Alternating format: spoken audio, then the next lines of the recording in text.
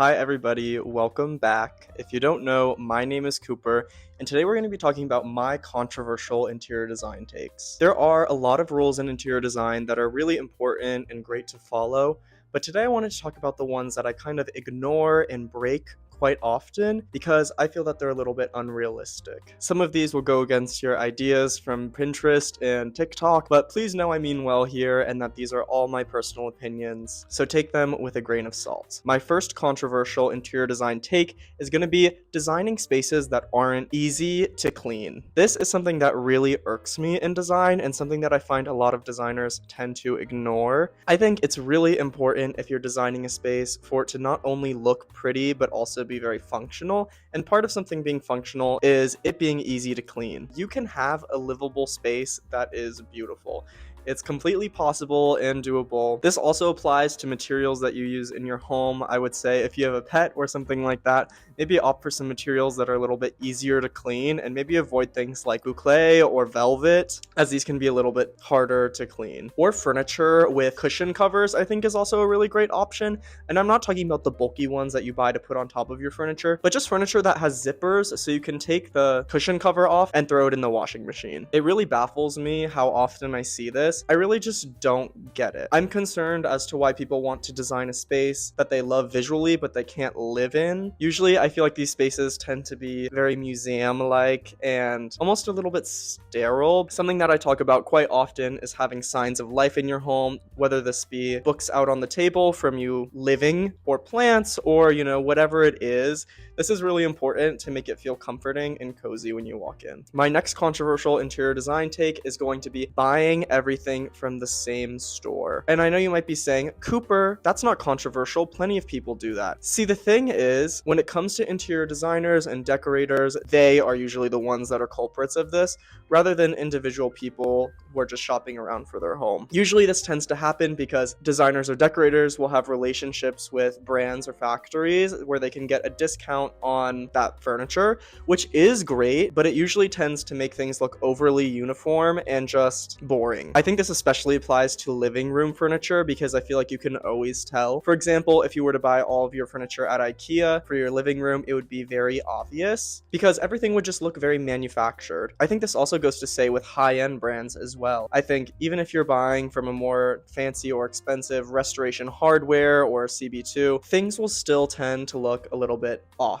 if you do this. Instead, I would recommend either shopping vintage if that's something you're comfortable with, or looking around at different stores for furniture pieces that are unique to you and that you love. Another place where this also tends to pop up is in bedrooms. I think people get very annoyed when they're buying bedroom furniture, specifically bed frames and nightstands, so they tend to go this route. And I think this is one of the biggest mistakes you can make in designing your bedroom. It makes things look so flat and it just feels like a wasted opportunity. My next controversial interior design take is actually pretty controversial compared to the other ones, and that's going to be that lighter colors aren't always good for small spaces. And I know what you're saying, Cooper, don't lighter colors help make the space feel a little bit more airy and bright and therefore larger? Yes, but dark colors aren't limiting that for you. I would say it's less about the exact color you choose and more about the conditions of the room regardless. If your space receives quite a bit of natural light, I think that you can paint it any color you want and it will look great and bright and airy and larger. Or if your space receives less light, I would say maybe opting for something a little bit lighter would be better in that case. It's all about working with the conditions of what you have at the foundation of things and moving from there. Also, I just wanted to know while we're on this subject is that make sure that you avoid accent walls on shorter or longer walls. I find that this tends to make the space look a lot smaller rather than painting it a darker color. But the bottom line is here, make sure you pay attention to the lighting that your room gets rather than the exact color that you are going to paint it. Obviously, paint color is very important and you should go with something that will look nice, but don't be concerned about how dark the color is, especially if you have a space that gets a lot of natural light. My next controversial take is going to be decor trends that make your space feel a lot younger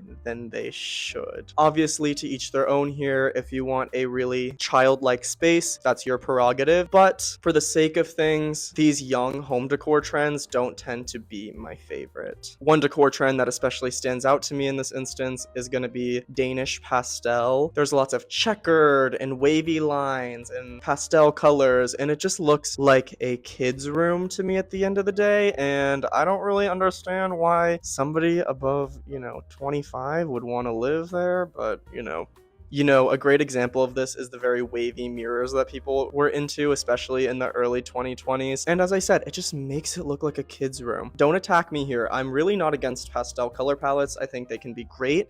But I think if you want it to feel a little bit more mature, maybe selecting a more muted option is probably the better route to go. Or if you want that really wavy sculptural look, there are actually a lot of vintage items that have that, but they're not so manufactured and plasticky looking. This one is going to be very controversial, so you guys just, hear me out. That is going to be that not every room needs to be cozy. And I know what you're saying, Cooper, what is wrong with you? Didn't you make a video called How to Make Your Space Feel Instantly Cozy, and talk about how you design around making your space feel, ultra cozy and homey. And, yes, I am guilty of this.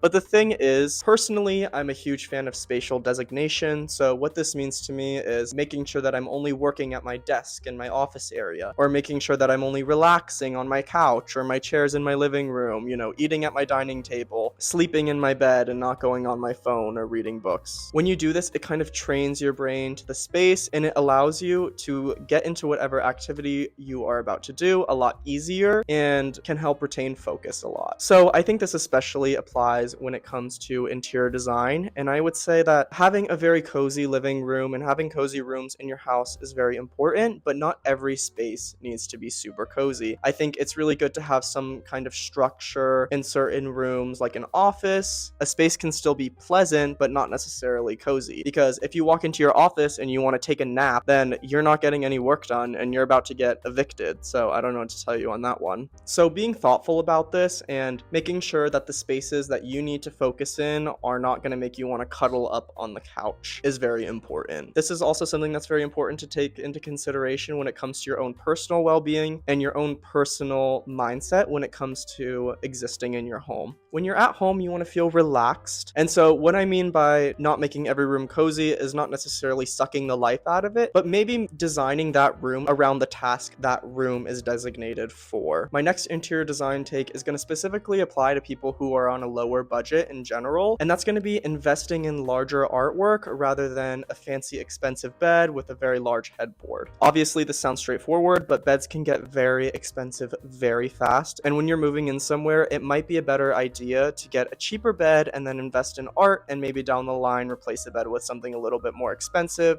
and quality. And personally, in my opinion, large artwork or large textile hanging above a bed can make more of an impact than even a headboard can, and it gives you a little bit more flexibility when it comes to styling and layout. So an example of this would be in my apartment, I have a maybe $200 bed frame. It's not my proudest furniture piece that I own, but it serves its purpose and it's fine. It's just a low platform bed frame, but you know what? I found a really great piece of art and hung it above my bed, and there you go. In my personal opinion, it looks really nice. And so I think if you have just moved in somewhere and you're on a budget, maybe investing art instead of a fancy bed might be the best first move. My last controversial take is going to be that vintage pieces are always better than something new. Don't attack me when I say this. Again, let me explain. By saying this, I'm not claiming that there aren't great designers that are alive and producing products now, but I'm saying that in general, vintage pieces tend to be much better quality and much more long lasting than something that you would be spending the same price on that was made this year. I feel like it's a lot easier to find a vintage piece that has a lot of character and visual interest because they usually tend to have some kind of patina and historical elements and are just worn over time.